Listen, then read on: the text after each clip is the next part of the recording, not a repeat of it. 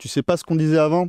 J'ai parlé de Demios qui fait un appel au bêta-testeur. Il va avoir un système de jeu. Et donc, du coup, j'ai dit que j'allais changer mes projets conversion parce que peut-être que je vais garder les Rhinogres en fonction du système de jeu qu'il propose, à voir si le jeu m'intéresse.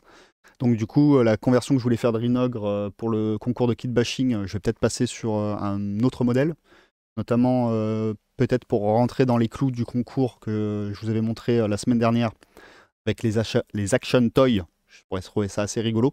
Et voir faire une figurine pour Mars, mais genre un gros véhicule, mais avec des bras d'Action Toys et tout. Enfin, un truc un peu fun. Donc, faut que je parte en quête pour trouver des petits Action Toys pas trop chers. Je pense que je vais aller à Action ou des trucs comme ça, je vais devoir trouver. Et sinon, là, on regardait les règles qui sont enfin disponibles, donc de Maraude. C'est pas un concours, le Rhinogre. Enfin, il y avait un concours Rhinogre avec MCA, mais il est passé, il est fini. Donc, du coup, je l'ai pas mis sur mon Discord. Par contre, le concours que je voulais participer, moi, avec le Rhinogre, oui, ils sont sur le Discord dans événements et concours. Il y a tous les liens, normalement. Attendez. Hop. Je monte mon Discord. Hop, là, événements et concours. Donc, il y a celui-là avec l'Action Toy. Donc, les conditions, c'est du Grimdark. Il faut utiliser des éléments d'Action Toy comme les bras, les jambes ou des éléments d'armes. Et il faut un véhicule. Il faut que ce soit une base de véhicule. Donc, c'est pour ça que moi, je pensais faire un projet hobby à part, pas avec le Rhinogre. Et à la base, moi, je voulais utiliser le Rhinogre dans ce concours-là. Ce concours-là, qui est pour quand? J'avais mis la date. Fin avril. Donc, pareil que l'Action Toy, c'est tout fin avril. La Toy, c'est pour le 30 avril, et donc fin avril, je suppose que c'est pas loin. Et là, c'est gros kit bash, un peu violent, on avait regardé ça ensemble. Donc c'était pour celui-là à la base que je voulais utiliser le Rhinogre. Mais du coup, j'hésite parce que je préfère garder le Rhinogre pour le système de jeu. Et bien sûr, je vous ai aussi mis le concours de peinture de Clash of Mini sur l'anthropomorphe, où là, je vais utiliser une conversion que je vais faire sur Carnage, où je vais fabriquer un centaure. Voilà, voilà. Hop. Let's go. On continue dans le jeu indé FR.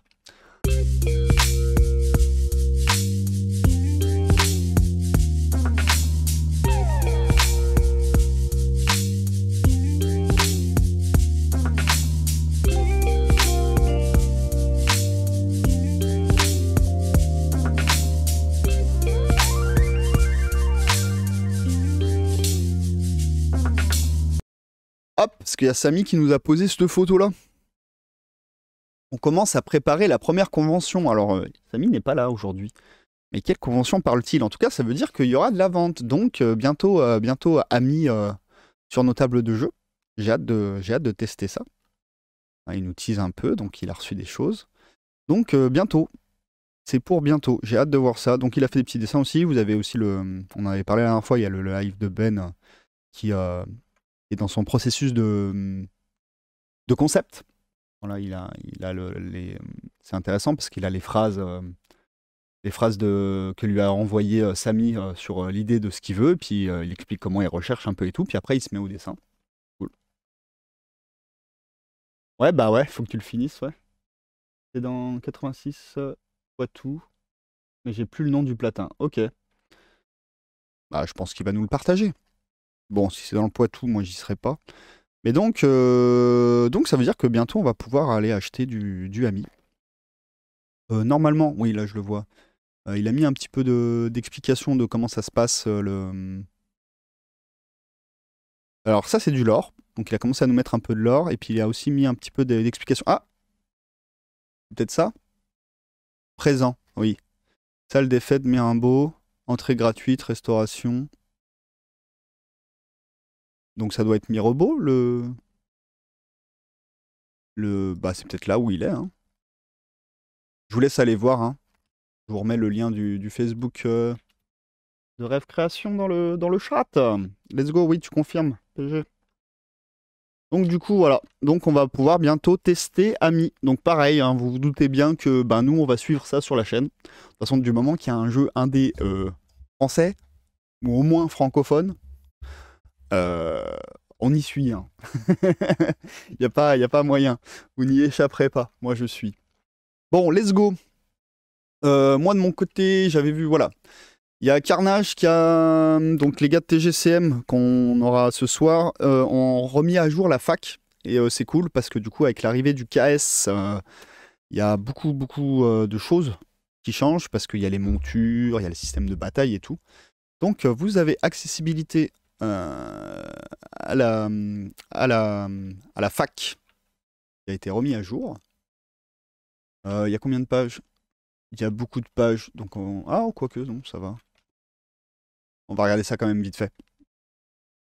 Mirambeau qui n'est pas le masculin de Mirabel. GG. Donc la fac de Carnage qui permet de remettre un peu à jour, et je sais qu'il y a des grosses nouvelles, ça a beaucoup parlé sur le Discord, de TGCM et sur le Carnage entre les joueurs.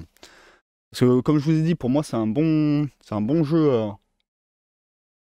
pour ceux qui aiment pour ceux qui aiment performer en termes de jeu et de stratégie. Je pense que Carnage est vraiment un bon jeu. Et donc du coup, j'attendais cette fac avec impatience parce qu'il y avait des points de règles qui étaient un petit peu flous pour moi.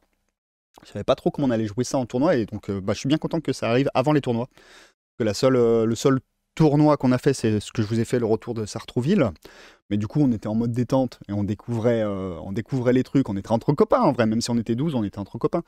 Donc ça va. Mais maintenant, on va rentrer dans le truc sérieux là. La règle, c'est la règle. Donc non, c'est bon. Je viens de voir le nouveau sculpte d'Adam Polosk sur FB. Il y a un KS dans l'air, je pense. Ben écoute, on suivra. Si t'as des infos, n'hésite pas à le mettre sur le Discord, puis on se mettra ça quand elle le lance sur un morning papoting, clair. Grave, on va suivre ça, c'est clair. J'aime beaucoup ce qu'elle fait. Il faudra qu'on se cale un libre antenne où on parle justement On a parlé d'art un peu et de sculpture, mais ce serait bien qu'on parle justement de ce genre de sculpteur et tout ensemble. On verra ça, on va en parler. Donc table des matières, on s'en fout. Généralité, on peut utiliser plusieurs dés de maîtrise pour une même action, oui. Une seule figurine de niveau 2, lorsque l'on fait un RC, on relance un ou deux dés. Une figurine, on relance qu'un dé. Ok, c'est des questions qui arrivent souvent, mais bon, pour moi c'était assez clair ça. Peut-on déplacer à travers un allié? La réponse est non. J'ai pas besoin de la fac, demandez-moi, je vous dis. Est-ce que les compétences fulgurance, exécuteur, fine lame fonctionnent face à un tir? Donc fulgurance, je sais plus c'est laquelle. Exécuteur, c'est tu rajoutes des dégâts, et fine lame, c'est ça empêche la défense à plusieurs dés de l'adversaire. Il est obligé de défendre avec autant de dés que ce que tu as utilisé. Anna fait partie de mon top 3 des sculptrices avec une vraie patte. Ouais, complètement, hein. Complètement. Puis elle a, même sans parler de patte, elle en a une, mais ça pose une ambiance, ça pose un univers, c'est ouf. J'ai manqué la partie V10 40K. Non, t'inquiète. Mais ça va aller vite, hein, parce que je suis pas joueur de 40K, mais non, on va en parler. Mais on va plutôt parler... Enfin, on va pas parler de gameplay pur et dur, là, pour le coup, sur la V10, mais plutôt d'orientation de jeu et de commerce. Bon, bref.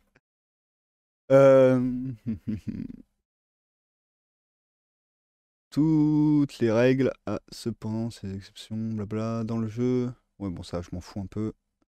Est-ce que les attaques générées avec des effets de A doivent cibler la même cible? La réponse est oui. Attaque ou tir à 3 PA en double l'effet de A. C'est-à-dire, lorsqu'une attaque ou un tir à 3 PA, vous utilisez 2 fois l'effet de A, les 2 attaques de tir gratuites sont simultanées et non successives. Oui. Est-il obligé de défendre une attaque? La défense n'est pas une option. Oui, tu es obligé, mais tu peux lancer que ton dé gratuit. T'es pas obligé d'utiliser un PA. T'as mis le lien sur mon Didi? Yes, on ira voir. D'inspiration, ça marche. Une avant-garde porte une attaque. Ouh là là, c'est trop long à lire, j'ai pas envie de lire ça. J'irai dans mon coin, si vous voulez aller voir, allez voir. Moi, c'est plutôt les nouvelles choses liées au nouveau livre qui m'intéressent. Le nouveau livre qui est juste derrière, là, avec le mode bataille et notamment les montures. Pour penser et boire, faut-il 2 mains de libre? On s'en fout, ça c'était avant. Je crois qu'il y a une erreur dans les témérités, non. Comment fonctionne Cri avertir? Peut-on ôter son armure? Verrouiller? La magie sur sa phare? On s'en fout. Compétences et équipements? On s'en fout. Je le sais déjà. Moi, c'est les nouveaux trucs que je veux voir. Attaque de Clémor, arme devant être rechargée, défenseur armure, gambaison. Hop, l'arbalète de poing, une arme qui entraîne plusieurs défenses. Oui, blablabla, ça je connais bien. Le désarmement, ça va. Petite précision sur les scénarios, ça marche. Les fangs. Piller une carcasse ne demande pas d'être libre, mais dévorer si. Ah oui. Un fang qui rate son jet de pillage dévore à la place. Comment se passe-t-il? S'il n'est pas libre et qu'il doit dévorer, ben, il a payé pour rien. Ok, il fait pas l'action, ça marche. Au moins, ça le mérite d'être clair. Et oui, un larbin peut se faire donner une arme. Les représentants de la Guilde Noire sont des carnivores ou herbivores, ça dépend de leur faction d'origine.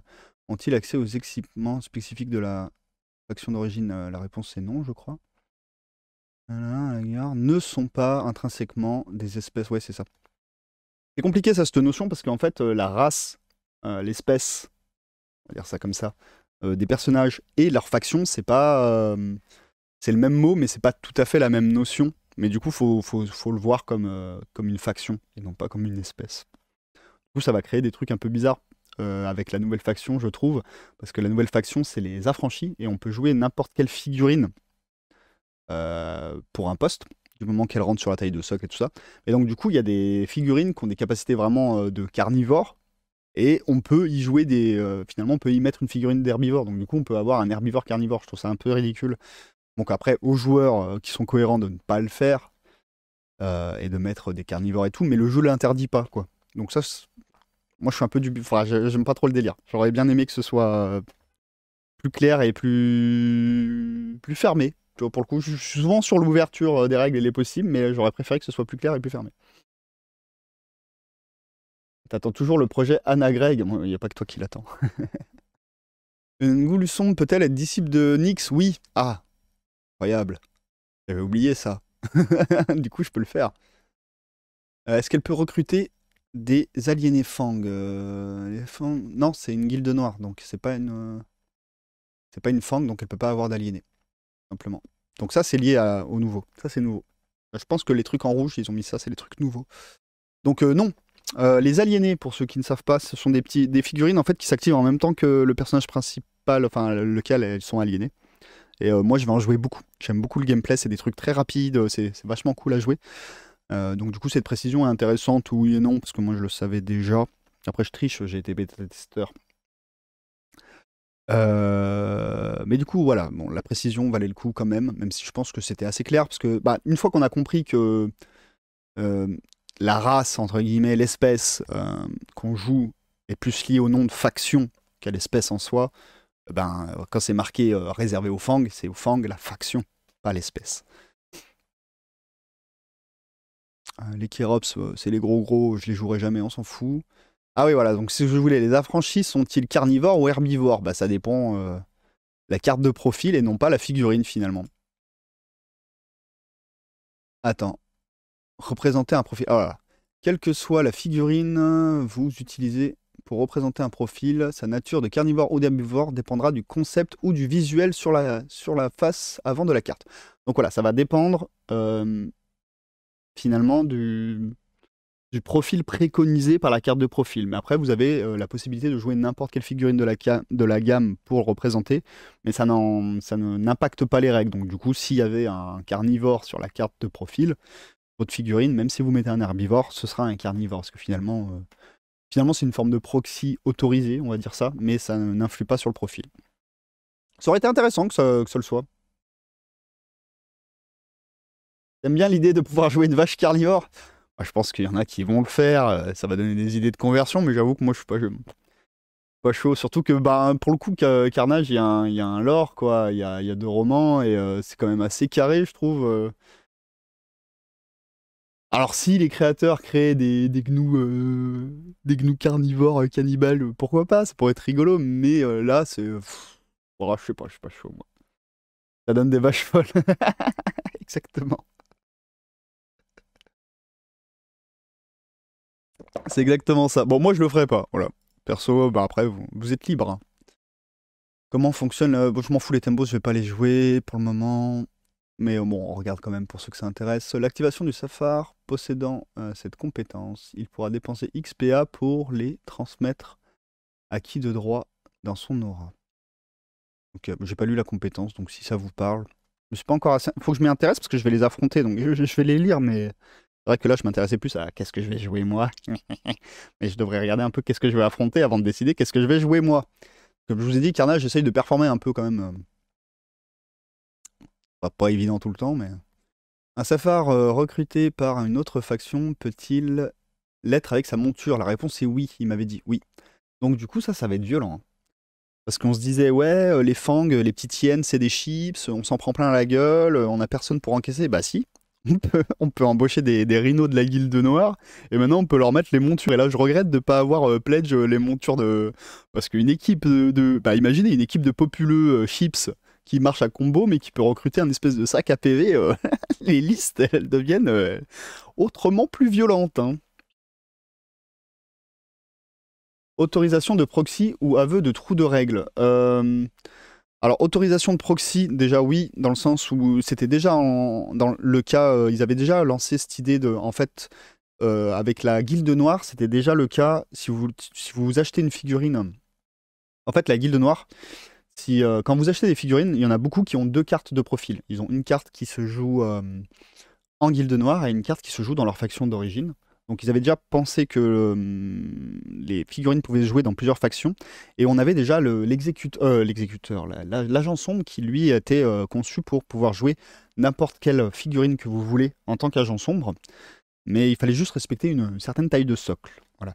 Et donc du coup là ils sont carrément allés à fond dans ce concept-là où si vous voulez la nouvelle faction des affranchis, une des nouvelles factions, les affranchis, est une faction qui aura très très peu de figurines qui lui est propre, il y aura que les personnages nommés. Et sinon toute la faction est constituée en fait de cartes de profil qui s'adaptent aux figurines déjà existantes. L'idée de TGCM, j'en avais discuté, c'était un petit peu de permettre aux joueurs de, même s'ils ont choisi une faction ou un petit peu ou d'autres factions, mais ils n'ont pas de quoi faire une faction, mais ils aiment bien telle ou telle figurine, de pas être limité, de pouvoir se dire je les achète pas juste parce qu'elles sont belles, mais je peux aussi les jouer si j'ai envie, grâce à une faction qui, elle, permet de jouer un peu toute ta collection. Moi, ce qui me plaît beaucoup, j'aime bien quand on peut un peu tout mélanger en termes esthétiques, puis en termes de hobby, c'est cool. Je suis pas obligé de me limiter à avoir que des hyènes, que des rhinos, que des Space Marines. Donc voilà. Après, maintenant, je pense, ça c'est à titre perso, on pourra en parler avec eux ce soir, mais je pense que le coup du carnivore quand même, là il y a eu un petit trou. Vous pouvez jouer n'importe quelle figurine, mais ça n'a pas d'impact sur le jeu. Si ça a un impact, tu peux pas jouer n'importe quelle figurine, faut quand même respecter les socles. Mais ouais, moi je trouve que le truc du carnivore, typiquement, pour moi c'est un trou. Voilà. L'idée de pouvoir jouer toutes les figurines, c'est un choix. Ils ont vraiment conçu la faction pour ça. Et ils l'avaient déjà un peu amené avec la Guilde Noire. Maintenant, je trouve que ouais, il y a des points de règle, notamment celle-ci, que j'appellerais un trou. Parce qu'effectivement, avoir une vache carnivore, voilà. Vous avez compris mon avis sur la question, je pense. Si un cavalier descend de sa monture, il n'est pas au corps à corps et que celle-ci est attaquée, comment ça se passe? Oui, donc ça c'était important et donc du coup ils ont précisé, parce que j'ai posé plein de questions sur le Discord, j'ai dû leur casser les couilles, mais grave. Elle se défend normalement, elle démarra avec 0 plus ND10. Donc c'est une situation qui va pas arriver souvent, je pense. Mais autant dire qu'elle va gicler la monture, parce que 0 plus ND10, ça fait pas une bonne défense, hein.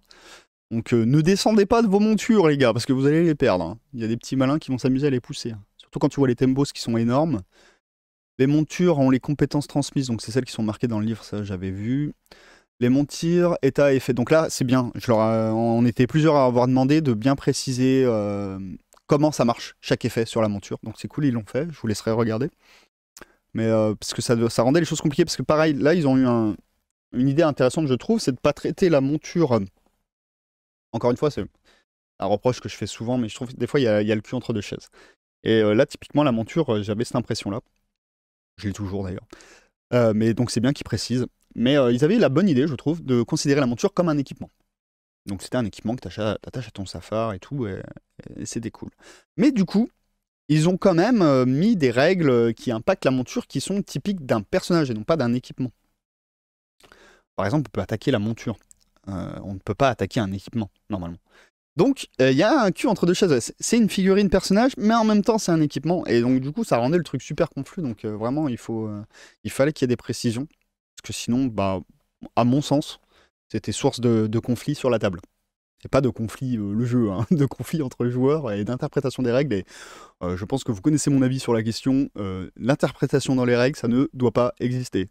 Voilà. Enfin, du moins, si tu veux faire du tournoi. Si tu veux faire un jeu qui marche en tournoi, il n'y a pas d'interprétation de règles. C'est interdit. Après, quand tu joues à la maison au calme, on s'en fout. De toute façon, on respecte pas les règles à la maison. Mais en tournoi, non, c'est mort. Il faut qu'on soit carré. La loi, c'est la loi, quoi.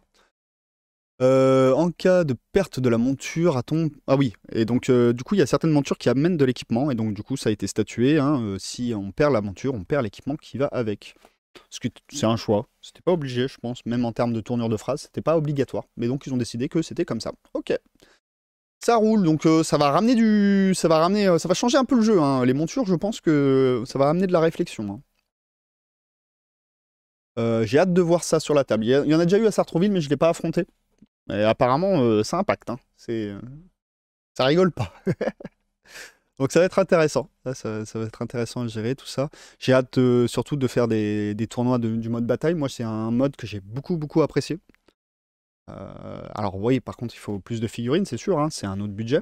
Mais franchement, ça se fait, mais petit à petit. Vous commencez avec des petits contingents. D'ailleurs, il y a des potes qui proposent, c'est plutôt qu'on commence le mode bataille en mode doublette. Chacun joue une partie enfin de l'host de bataille. Donc on fait un 2 contre 2 par exemple. Comme ça, on arrive à un total de points intéressant à jouer en mode bataille. Et on joue ouais, on joue une partie à 4 pour commencer, tu vois.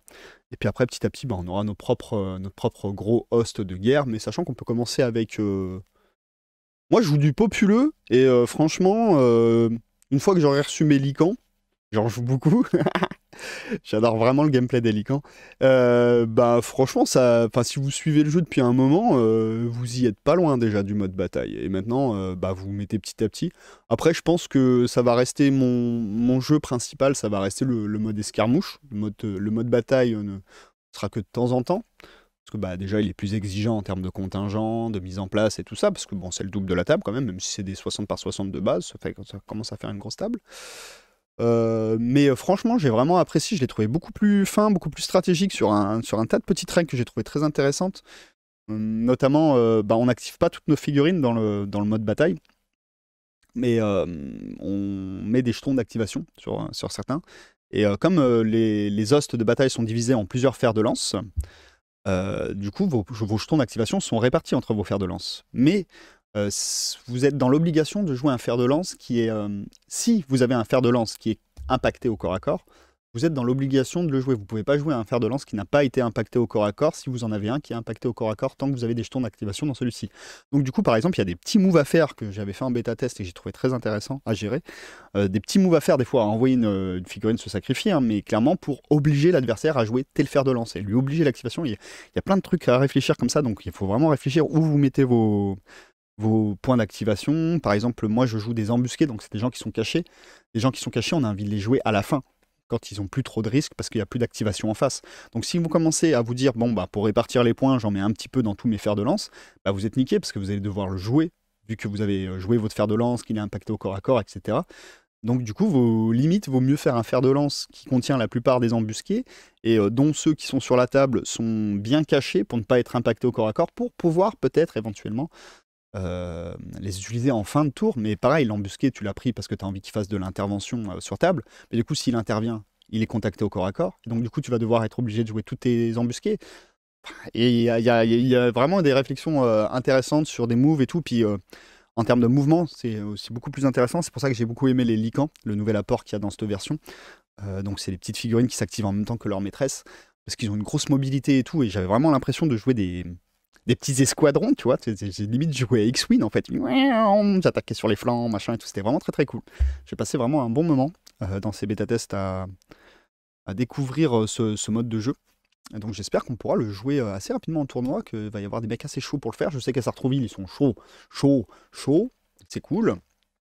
Bon, si je retourne à Lyon, je vais être un peu loin de Sartrouville maintenant. Il va falloir que je motive des gens. Mais je connais déjà des gens à Lyon qui sont prêts à faire du mode bataille. Donc On va mettre ça en place. Donc voilà, ça c'était pour Carnage. C'était important quand même dans leur actu. Cette mise à jour de la fac, moi personnellement j'en étais très demandeur. Il y avait des points vraiment à clarifier. Maintenant, après, est-ce que je suis d'accord ou pas d'accord avec les points? Vous avez compris, il y en a certains, je suis pas ouf fan. Moi j'aurais pas pris cette solution, mais bon voilà, hein, je suis pas le créateur du jeu, c'est eux qui choisissent. On a déjà eu des longs débats avec Minus sur son jeu à lui.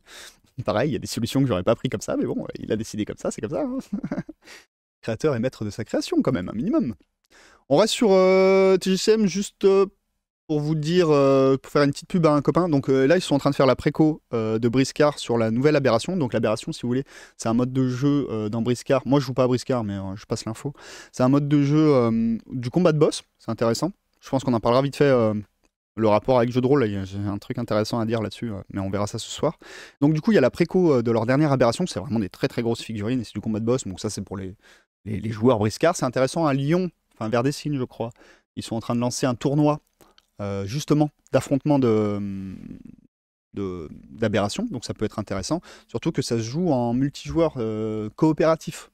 Et c'est pour ça qu'il y a un côté très jeu de rôle, il y a une sorte de maître du jeu, celui qui joue l'aberration, l'Overlord, et qui se bat contre plusieurs joueurs. Donc un petit mode de jeu qui est assez intéressant. Après, c'est un budget, donc voilà, je pense que ça s'adresse vraiment aux fans du jeu Briscard, ce qui n'est pas mon cas, mais bon, ça m'empêcherait pas de tester, parce que du coup j'ai des potes qui l'ont et tout, voilà. Bah, c'est un truc à tester, donc si vous avez l'occasion de, je sais pas, de trouver une initiation et le mec il a amené une aberration, n'hésitez pas, ça peut être intéressant. Puis en tout cas, nous, ça peut nous donner des idées sur le gameplay. Si un jour on veut s'amuser à faire du combat de boss, pourquoi pas. Mais donc du coup, pourquoi je vous parle de ça? Parce que, petite pub à un copain, BZK, qui fait des podcasts, je vous ai mis sur le Discord. Donc le dernier podcast qu'il a fait, justement, il parle des aberrations avec un membre de la communauté, Adam.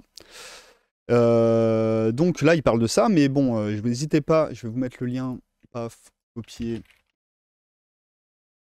paf, là. Il fait plein de podcasts sur les jeux où il y a des invités, donc c'est cool. Moi, je suis très amateur de podcasts, hein, vous le savez. Donc là, il parle des aberrations de Briscard, mais bon, si vous regardez les derniers, de quoi il parle, la naissance des 100K, je sais pas. Ah, il parle de Conquest pour les derniers, Old Dominion. Moi, j'ai eu l'occasion de passer avec lui pour parler de Carnage, je parlais des Fang. Il parle d'autres jeux, hein, God Tier. Enfin voilà, il parle de plein de jeux. C'est du podcast, discussion au calme, tranquille. En moyenne 20 à 30 minutes. Ouais, il va jusqu'à 47. Oula, celle-là, elle dure 1h48. Hein. Ils se sont plus sentis. Mais sinon, en moyenne, c'est plutôt une trentaine de minutes, les podcasts. Sur plein de jeux. C'est cool. Il y a toujours des invités, donc souvent des membres de la commu, et qui sont joueurs, et qui en parlent. Donc je vous invite à aller...